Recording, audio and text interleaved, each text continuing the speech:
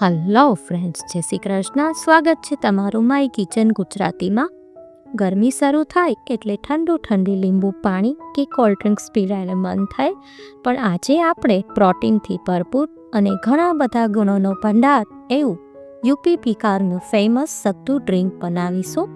આ સત્તુ ડ્રિંક લેવાથી weight loss અને સુગર કંટ્રોલ થાય છે, કોલેસ્ટ્રોલ ઘટાડે છે અને ડાયજેશન સુધારે છે. જો તમને આજની રેસીપી ગમે તો લાઈક કરજો અને આવી અવનવીને યુનિક રેસીપી જોવા માટે માય કિચન ગુજરાતીને સબસ્ક્રાઈબ કરી દેજો. હવે સૌથી પહેલાં આપણે સત્તુ બનાવીશું. સત્તુ શેકેલા દાળિયા કે પછી દાળિયાની દાળમાંથી બને છે. એક આ ફોતરાવાળા દાળિયા છે અને જે મેં હાથેથી રબ કરી અને એના ફોતરા દૂર કરી લીધા છે, એ દાળિયા છે. હવે દાળિયાની દાળમાંથી પણ સત્તુ બનાવી શકાય છે, પણ હું અહીંયા ફોતરા દૂર કરેલા દાળિયામાંથી સત્તુ બનાવી છું અને આ દાળિયામાંથી સત્તુ ડ્રિંકનો ટેસ્ટ વધારે સારો આવે છે. યુપી બિહારમાં આ સત્તુ ડ્રિંક ખૂબ ફેમસ છે. હવે એક મિક્સર જાર લઈશું અને એની અંદર આપણે 1 કપ દાળિયા લઈશું અને એને એકદમ પીસી લેવાનું છે. બારીક લોટ જેવું એને પીસી લેવાનું છે. જો આ રીતે તમે હાથેથી ટચ કરો તો લોટ જેવું ફીલ થશે, એ ટાઈપનો આપણે પીસી લઈશું. હવે આ બધું જ જે સત્તુ પાવડર છે આપણો તૈયાર થઈ ગયો છે. હવે આને એક એરટાઇટ કન્ટેનરમાં ભરી દેવાનું. પછી જ્યારે પણ તમને સત્તુ ડ્રિંક પીવાનું મન થાય તો તરત જ બની જાય છે. આ રીતે આપણે બધો સત્તુ પાવડર તૈયાર કરી લીધો છે.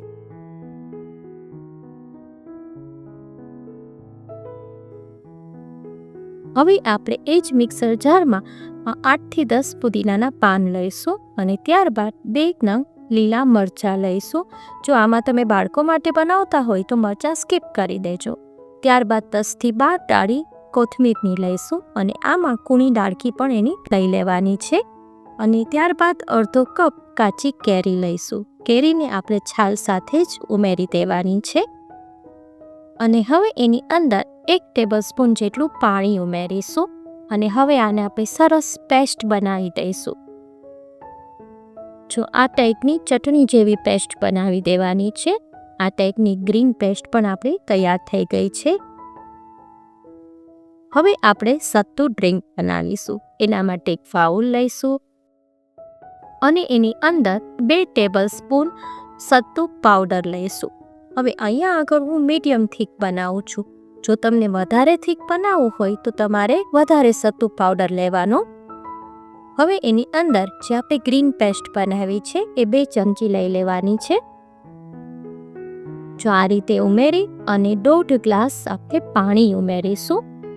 તમ ચિલ્ડ વોટર હોય એવું ઉમેરજો એટલે ટેસ્ટ બહુ જ ફાઇન આવશે. જો હવે 1.5 ગ્લાસ પાણી ઉમેરી દીધું. પછી આ રીતે ઝેરણીની મદદથી એને ઝેરવાનું છે. અમે લોકો તો આને ઝેરણી કહીએ છીએ. તમે આને શું કહો છો એ મને કમેન્ટ બોક્સમાં ચોક્કસ કહેજો. હવે જો એને સરસ આ રીતે ઝેરણીની મદદથી મિક્સ કરી દેવાનું છે અને હવે એની અંદર 1 ટેબલસ્પૂન કાંદા ઉમેરીશું. જો તમે ડુંગળી ના ખાતા હોય તો તમે સ્કીપ કરી શકો છો, પણ આની અંદર ડુંગળીનો ટેસ્ટ ખૂબ જ સરસ લાગે છે. હવે 1 ચમચી કાચી કેરીના ઝીણા પીસ કરી અને લઈ લેશું. ત્યારબાદ અડધી ચમચી મીઠું લઈશું અને 1 ચમચી શેકેલા જીરાનો પાવડર લેવાનો છે અને 1 ચમચી સંચળ પાવડર લઈશું. ત્યારબાદ થોડા પુદીનાના પાન લઈશું અને એને આ રીતે હાથેથી કટ કરી અને ઉમેરી દેવાના છે. ફુદીનો અને કાચી કેરી ઉમેરવાથી ફ્લેવર સરસ આવે છે અને રિફ્રેશિંગ ફીલ થાય છે. ત્યારબાદ થોડા લીલા ધાણા ઉમેરીશું. એને પણ બારીક ચોપ કરીને લઈ લેશું અને થોડું લીંબુનો જ્યુસ ઉમેરી દઈશું. આની અંદર આપણે કાચી કેરી ઉમેરી છે એટલે લીંબુ ઓછું ઉમેરશો તો પણ ચાલશે. હવે થોડા આઈસ ક્યુબ ઉમેરી દઈશું અને પાછું એને સરસ આપણે આ રીતે મિક્સ કરી લઈશું.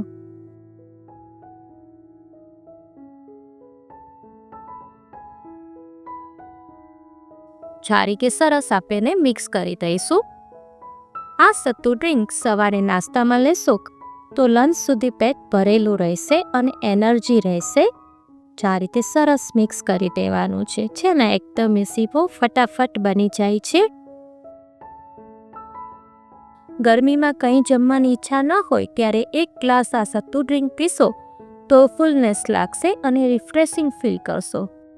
તો કેવી લાગી આ ઠંડક આપનારી સત્તુ ડ્રિંકની રેસીપી એ મને કમેન્ટ કરીને કહેજો. જો તમને મારી રેસીપી ગમતી હોય તો વધારેમાં વધારે શેર કરજો અને સબસ્ક્રાઈબ કરવાનું ના ભૂલશો. ફરી મળીશું એક નવી જ રેસીપી સાથે. Till then bye bye.